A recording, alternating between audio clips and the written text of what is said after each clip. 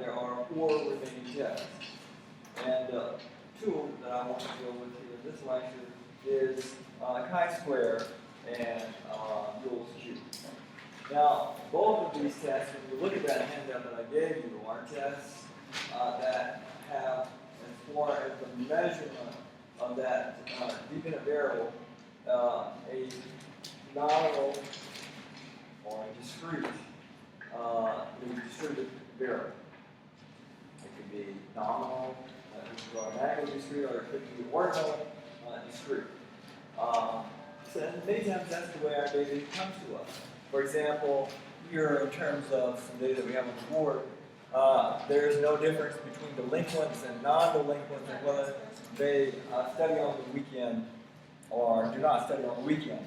If you listen to that statement, you listen to that hypothesis, there is no difference between delinquents and non-delinquents, whether that's 2 categories. That's nominal data, that's the incident data.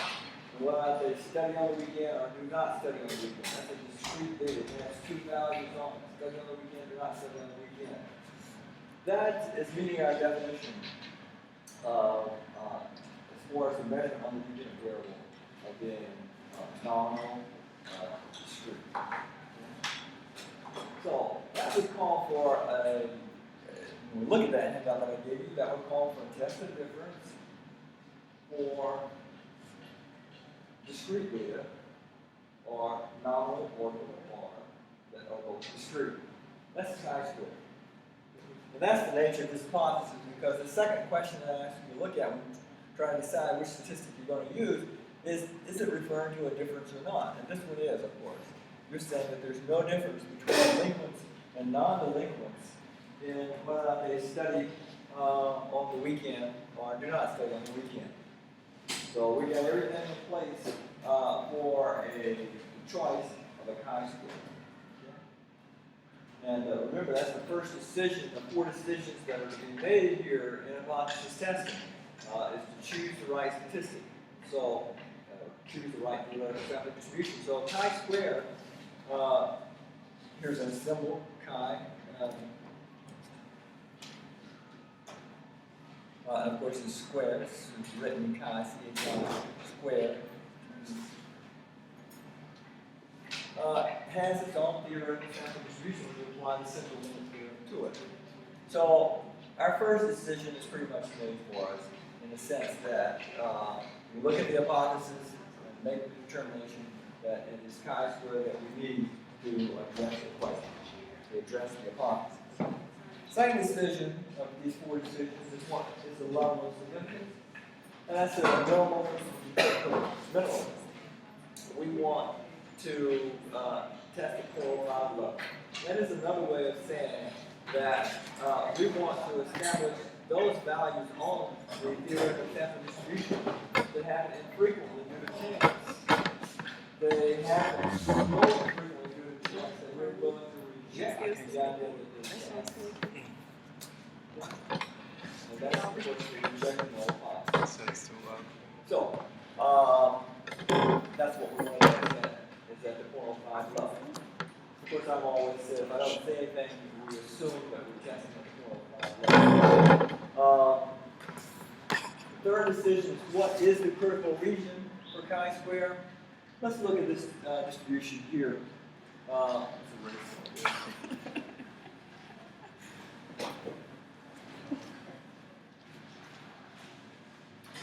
This is a distribution of chi-square.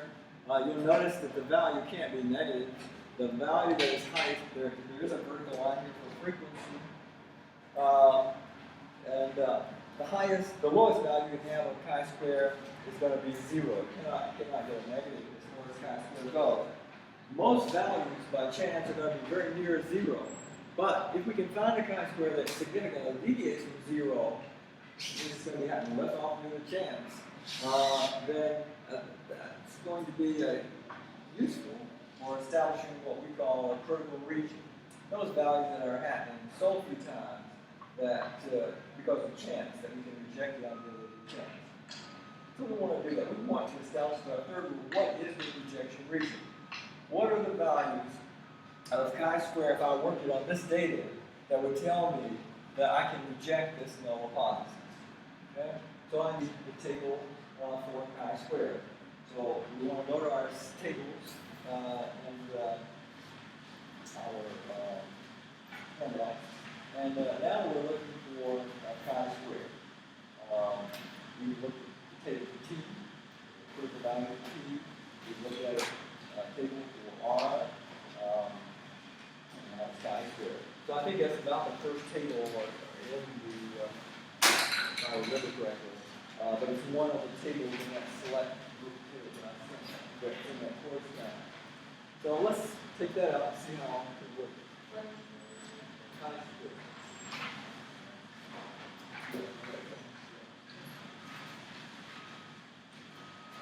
All right. You can see that in order to work that table, we need the same pieces of data that we had with two tests for R. First one is degrees of freedom. Yeah, degrees of freedom. For chi-square, the degrees of freedom can be found as chi-square degrees of freedom is equal to the number of rows minus 1 times the number of columns minus 1. What do we talk about that? Chi-square, I can't see. Over degrees of freedom, the number of rows minus 1 times the number of columns. And what do I mean by rows and columns? Typically, when you set the data up, when the data is discrete, it's going to be in a table. And many times it appears in a table like this. We always put our independent variable on top and our dependent variable on the side. So that means that this would be two groups, two values on my independent variable. That would be delinquents and non-delinquents. And two groups on my dependent variable, study on the weekend or did not study on the weekend. And I've got people that I got 200 people, and they're going to fall into one of the cells on this table. Okay? It's a table with cells in the table. These are rows of the table, and these are columns of the table. So this formula is saying, take the number of rows minus 1, in this case it would be 2, times the number of columns minus 1, in this case there's 1, 2, 2 minus 1 is 1, and 1 times 1 is 1, so there's 1 degree of freedom. 1 degree of freedom. I'm sorry, how did you get that again? So we're looking at the larger context of the reason we're doing this is to get this region of rejection. Okay. And what we're saying is that in order to do it, we need to find that value, find the critical value, find the value that is the threshold into this region on the table of critical values for chi-squared. So now we're talking about how to work that table. One of the pieces of information that you need to get that critical value is the degrees of freedom, df. So chi-squared degrees of freedom is equal to the number of rows minus the number of columns. Typically in chi-squared. Oh, rows and columns. So there are 2 rows, that would be 2 minus 1, and there are 2 columns, 3 minus 1. On the other hand, if the hypothesis was this nature, there would be 2 rows and 3 columns. So that would be 2 minus 1 times 3 minus 1. Does all of that up here, does that have to do with anything you're talking about? Like all that there is no difference, does that have to do with what you're talking about? That's the hypothesis that we're testing. We're testing this hypothesis that there's no difference between delinquents, D, and non-delinquents, ND, and whether they study on the weekend, SOW, study on the weekend, or do not study on the weekend. And are you using the square, the table thing, so it's not going to the Well, that's eventually the data I'm going to use. Okay, so you're doing that and you're going back to this. But right now I'm just going through those 4 decisions to establish what is the region of rejection. Okay? And of course the region of rejection are those chi-square values that are equal to or greater than the critical chi-square. So we're seeking to find this critical chi-square value. So we've got the degrees of freedom. We've got one, for this data here, we have 1 degree of freedom. For if the data was like this, and we'll work a problem like this a little bit later in practice problem, there would be 2 minus 1 times 3 minus 1, which is 2. 2 degrees of freedom. Okay? Okay. So our data is 1 degree of freedom. All right. So we have 1 degree of freedom. And if you look at the table, you can see we're on the first line, first row. The question is, where do we stop? Now, everything else is working just like a t-test in ARA.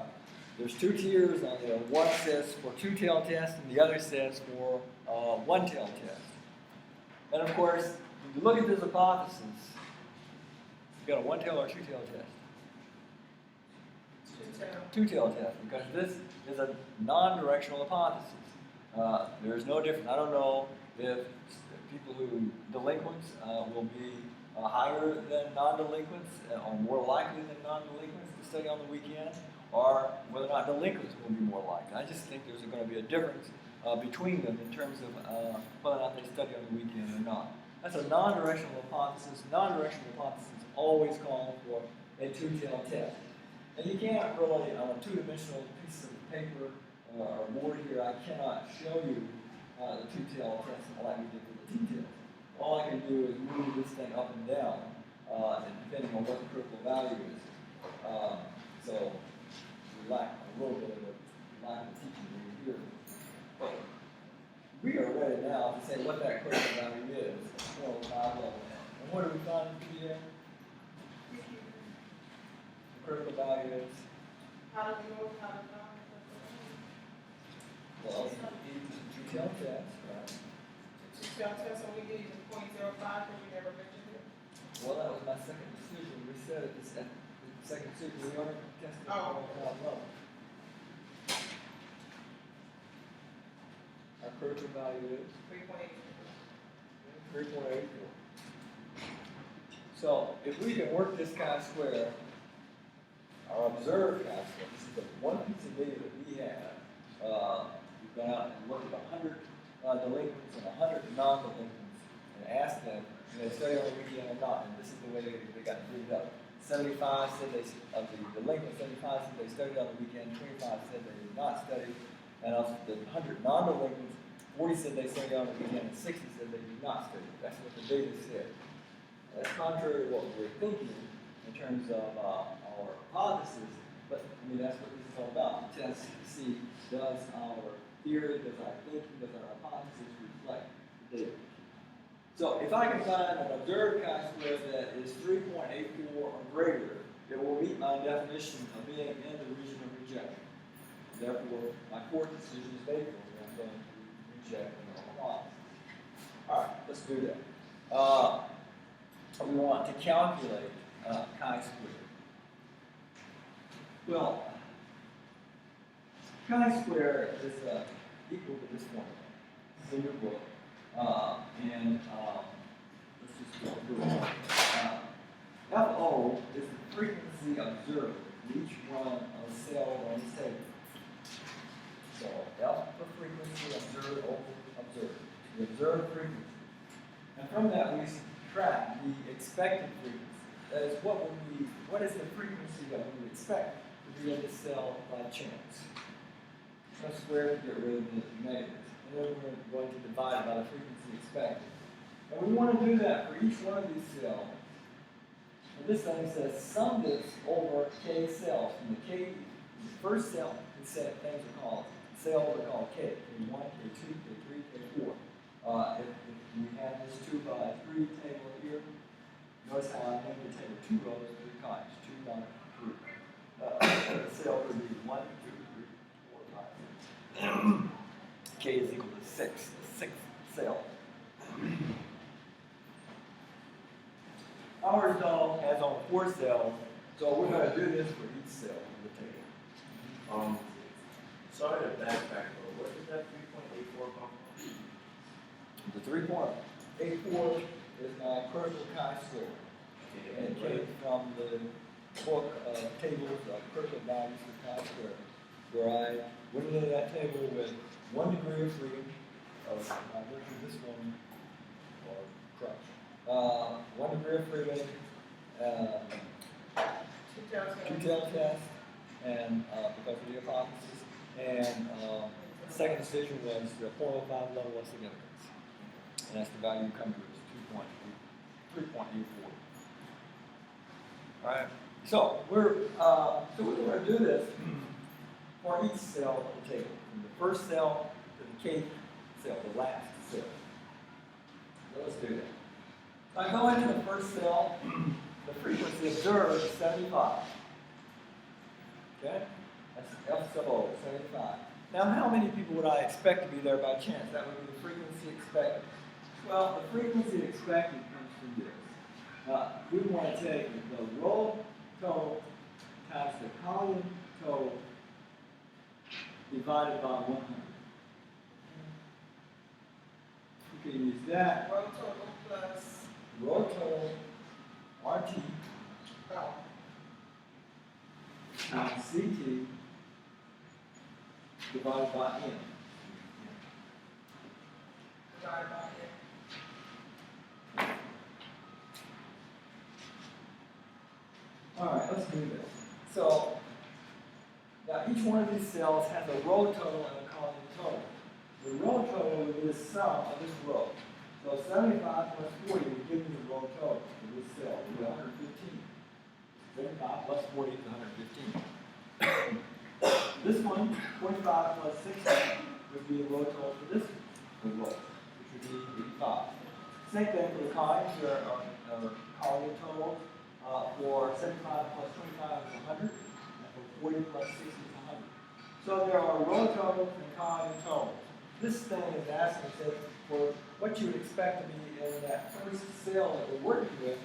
Take its row total times its column total and divide by N. Now N is the sum of all of them. 100 people here, 100 people here is going to give you 200. 115 here, and 85 here is going to give you 200. Both of them are going to give you 200 in terms of the number of people in the sample.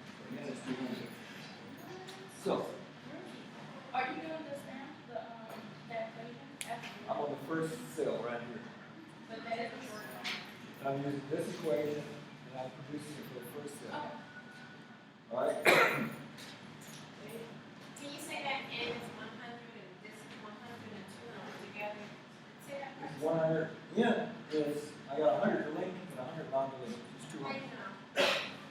So I studied 100 delinked and 100 non-delinked. You add the So 100 plus 100 is 200.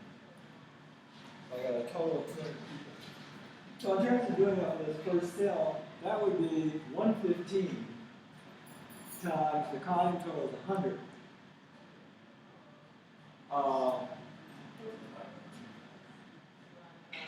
Divided by 200. And so that's equal to 57.5. So Yeah. that's frequency expected. 57.5. And this is also divided by the frequency expected. 57.5. Are we together? Okay. We're going to each cell of this table, and we're Not doing really. this. Can you like number the first step? Like it's all over the place. I have no idea. I mean, I get where we're going, but can you just number like what was the first, number 1, number 2? Okay.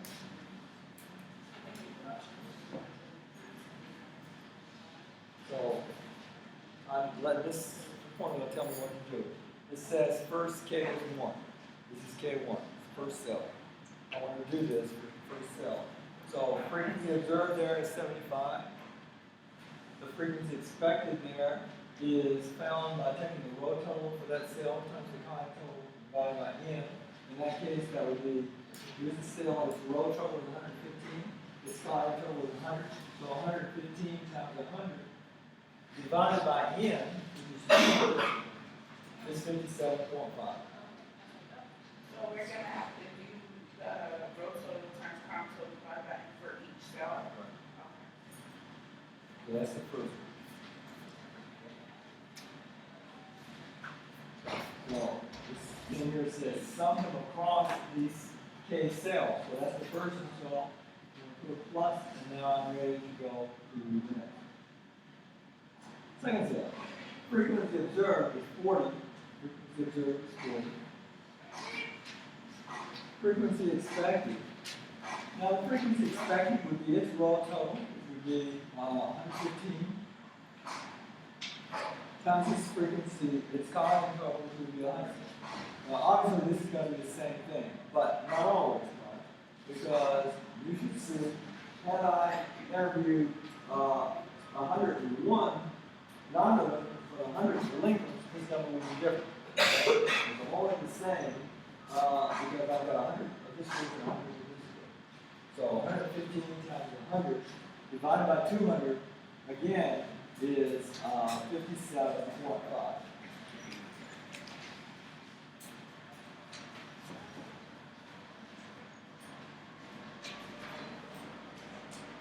All of this degrees of freedom, all of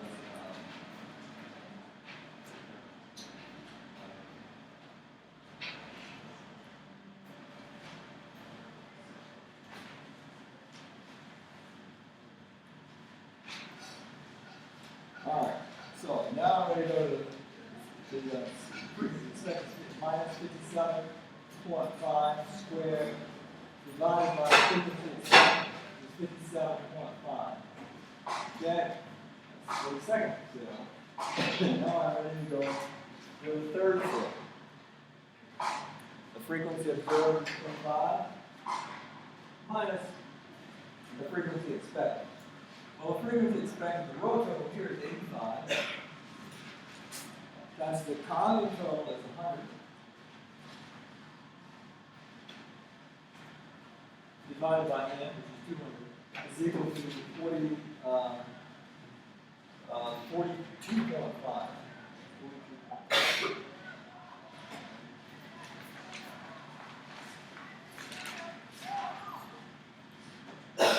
42.5.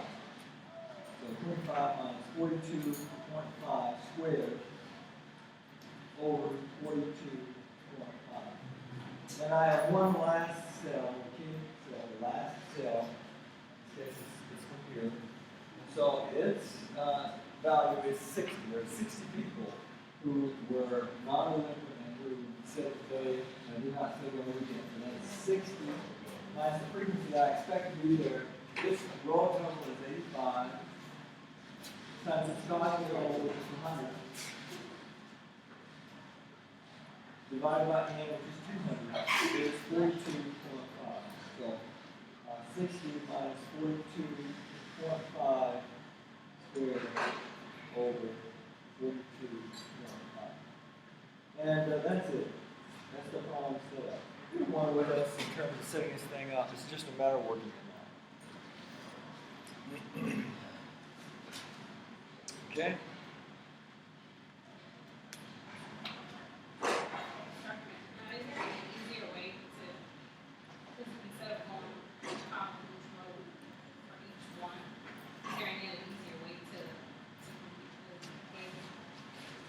Easier way to compute. To give the actual answer, instead of having to, see how you have the frequency observed, frequency, for each one, because then you need easier. You have to do.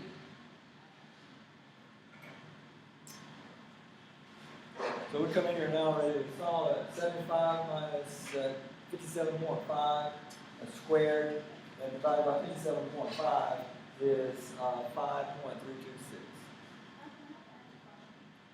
Okay, so have you ever used this in a real life situation? I can't see. Chi-squares are right now. I mean, for example, if you wanted to know what's your fuel?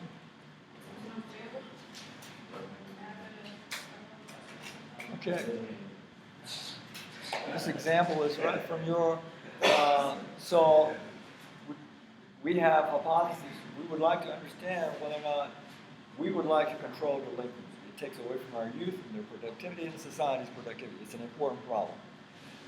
The question is, what are the variables that help us understand delinquents and non-delinquents? One variable might be how much studying we're doing.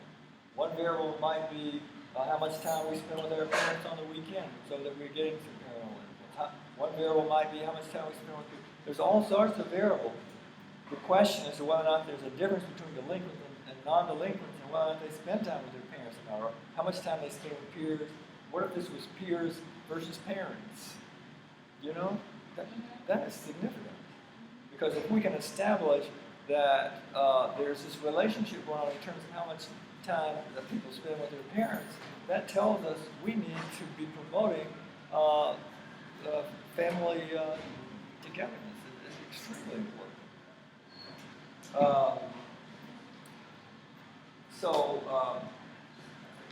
So anyway, back to our calculator.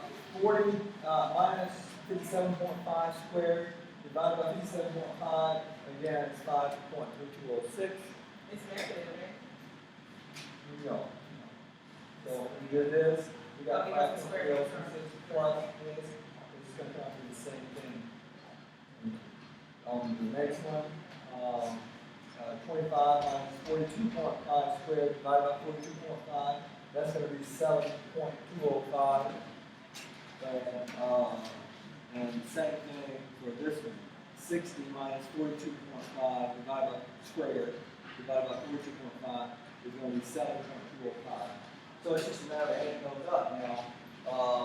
5.336 plus 5.336 plus 7.205 plus 7.205 is 25.06. Chi-square is equal to 25.206.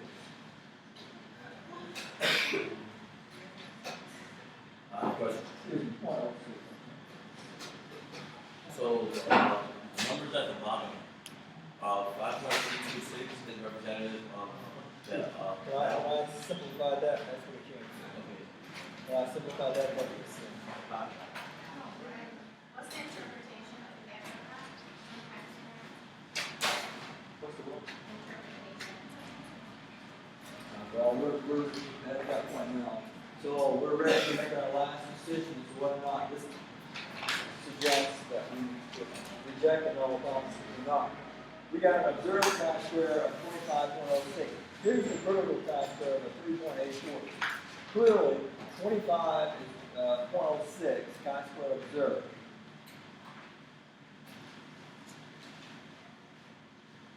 Is greater than 3.84. Okay? See, it's in the rejection region. So we are going to reject the null hypothesis that there's no difference between delinquents and non-delinquents and whether or not they study on the weekend or not, because the observed chi-square of 25.06 is in the rejection region. That is, it is a value that is greater than the critical chi-square value of 3.84. It meets my definition of what the critical region is. The critical region said the values that are equal to or greater than a positive critical value. In this case, 25.06 is greater than 3.84. So we will reject. So on the test, for a question like this, are we gonna be given the chart themselves, or are we gonna be given numbers and then we have to do themselves? It could come like this, or it could come in terms of a root column, such that if you're saying you've got 100 delinquents and 75 of whom were studying on the weekend, 25 were not, and 100 non-delinquents, 40 studying on the weekend, 60 not. So there's a difference between delinquents and non-delinquents, and they study.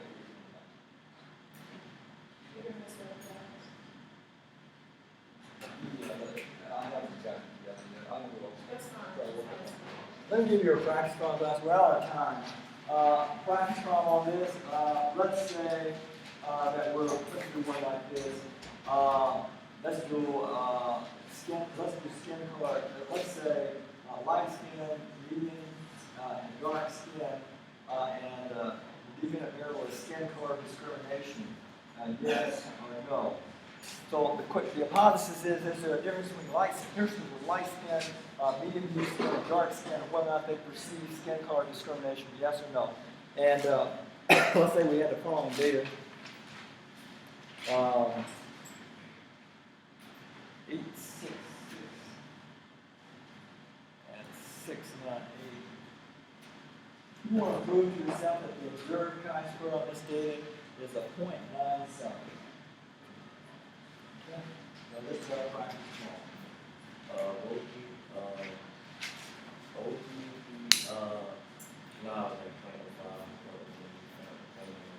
Right, but I'm always, if I don't say anything, it's 0.05. Minimal one is 0.05. Okay. On Monday, we're talking about Yule's Q to finish this lecture off. Okay. This is chi-square and Yule's Q. Chi-square and Yule's Q.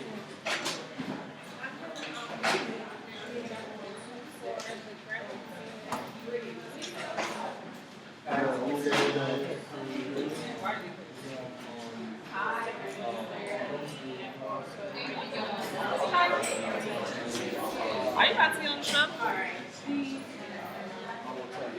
Huh? Are you about to get on the show?